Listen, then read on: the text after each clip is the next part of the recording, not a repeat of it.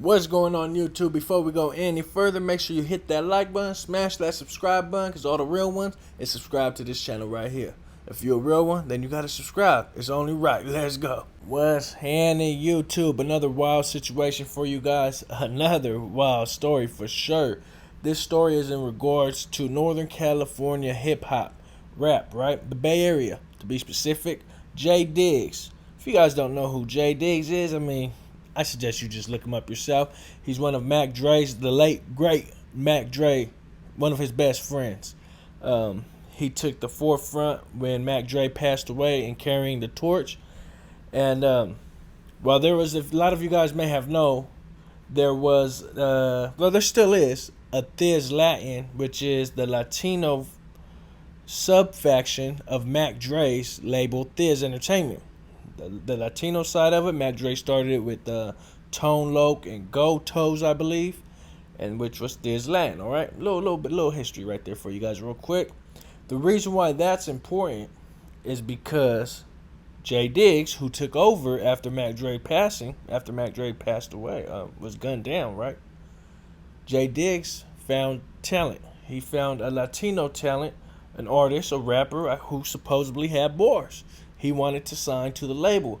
In fact, he wanted to sign this Latino rapper to the Thiz Latin, which is his sub-faction of his label for the Latinos, right?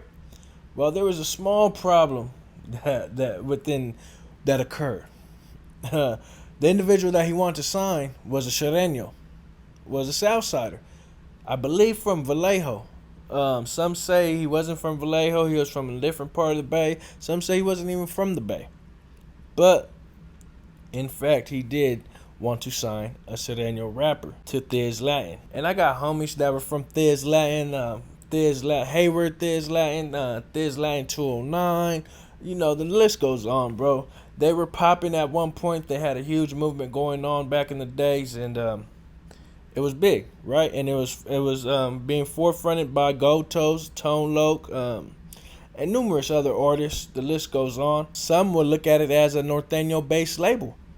Pretty much everyone from Thiz Latin were Norteños, or Norteño associates, affiliates in some type of way. So for Jay Diggs to want to sign a Sureno to this predominantly Norteño-based label, it's his label, which is, which he started. Well, he didn't even start. Mac Dre started it with Go Toes and Tone Loc. He still has say so though, right? He still has say so. It's a sub faction of the label, but it didn't go down. At this time, you feel me? It wasn't like now. Back then, this was not happening, bro. There was no North and South doing no, especially from the upstate dudes. You know what I'm saying? It wasn't happening. Now I don't know if it was Go Toes that made the call and was like, "Hey, bro, we ain't feeling that." You know what I'm saying? We ain't doing that.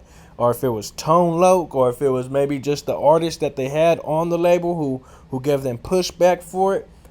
Whatever the case may be, the Norteños stopped it from happening. I was told that I can give a whole new story on this, but I was told that that's part of the reason why Burner didn't sign Messy Marv. You guys know who Messy Marv is, another legend from the Bay.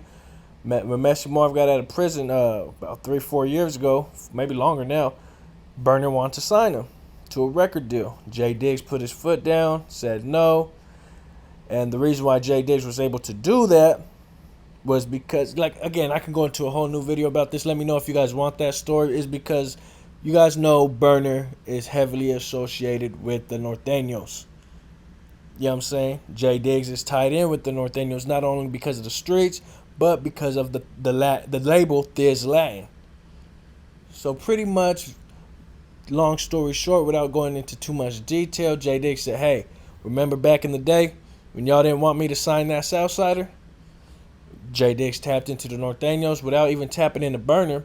He tapped into the Norteños and said, "Hey, remember when I did that for y'all? I need y'all to do this for me. I don't want Messy Marv to get signed to Burner." You know what I'm saying? He got some shit he got to clear up in the Bay first. And then Norteños relayed the message to Burner. Burner, I guess, reached out to Diggs. They talked it out, and he never signed him. There's more to it though. There's more to that story. There's a lot of other conversations that were being held. And like I said, if you guys want to hear that messy Marv J Diggs and the burner and how the Norteños were involved, let me know in the comments. I can. That's a whole new story, bro. Another story that I would have to go into detail for y'all. But J Diggs was in fact trying to sign the Sureno to a predominantly Norteño-based label that he was working hand in hand with. So what is that? How do you guys feel? I always ask these questions because I want to know your input. That's why I ask. Like I want to know what you feel me. How does this make you feel? What are your thoughts on this? What would you guys would have done? I'm speaking to the Northerners. If this signing would have went down, I think this was maybe back in 2007, maybe 2006, around that time, 2008 when this Latin was popping. I think that might have been their peak around the late 2000s, early. You feel me? So if Jay Diggs were to say, nah, you feel me, would have made an OG call and said, I'm signing this Southsider. He's dope. He got bars. I don't even know the Southsider's name. If you guys know the dude's name, drop it in the comments or something. But if he would have signed the Sureno back in that time to this label, Thiz Latin, how would you guys would have felt about that? Would you guys would have been like, man, fuck this, fuck Jay Diggs? Because Jay Diggs is a very popular individual, not even just a rapper, just an individual out here in Northern California. Would that tarnish his image coming from the Latino community? Let me know in the comments. Hit that like button, hit that subscribe button, man. It's the kid, and I'm gone.